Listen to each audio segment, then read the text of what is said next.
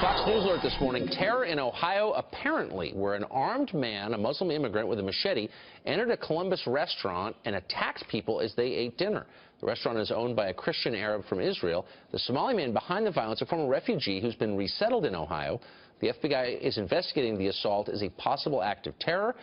Should it serve as a warning as we consider our refugee policy here in the United States? That and other questions are on the table. Fox News contributor Jillian Turner is here to answer them. She's a former White House Security Council staff member under both George W. Bush and the current President Barack Obama. Jillian, it's great to see you this morning. You too. Thank you. So how do we assess this, and how are law enforcement agencies assessing this attack? It's too early now, this morning, to determine whether it was, in fact, a lone wolf terrorist attack or whether this was just another not politically motivated, crazy person perpetrating an attack.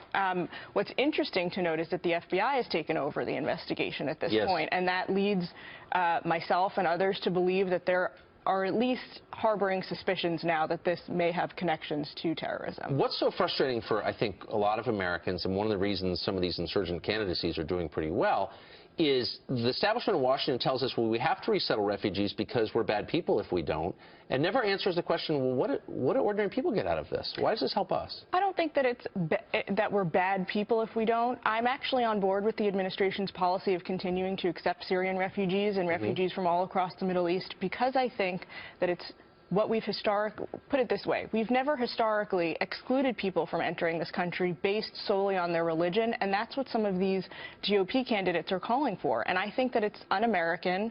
If you look back at the trajectory we've taken over the past couple of hundred years, it's been towards inclusion rather than exclusion, and we shouldn't allow the terrorists to change that about it. Factually untrue. Before 1965, we limited our immigration pretty much to European immigrants. But whatever. All right, so maybe not over the last 200 years. In modern times, last 50 years.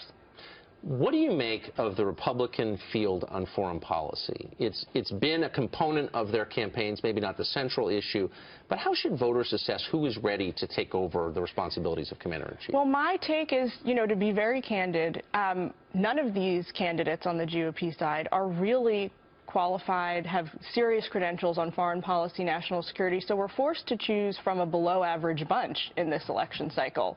That said, I think that there's a few candidates who have proven the ability to be pragmatic, to approach foreign policy from a position that's somewhat objective. They've shown willingness to listen to military advisors, and I think that's what we're going to have to really take into consideration voting. Let's put your grades up on the screen. Rubio gets a B, you say. Kasich gets a B. Bush gets a B minus. How different any of these three guys, they're pretty similar in their foreign policy outlook, would their administrations be from the George W. Bush administration, from the Barack Obama administration, in their posture toward the rest of the world?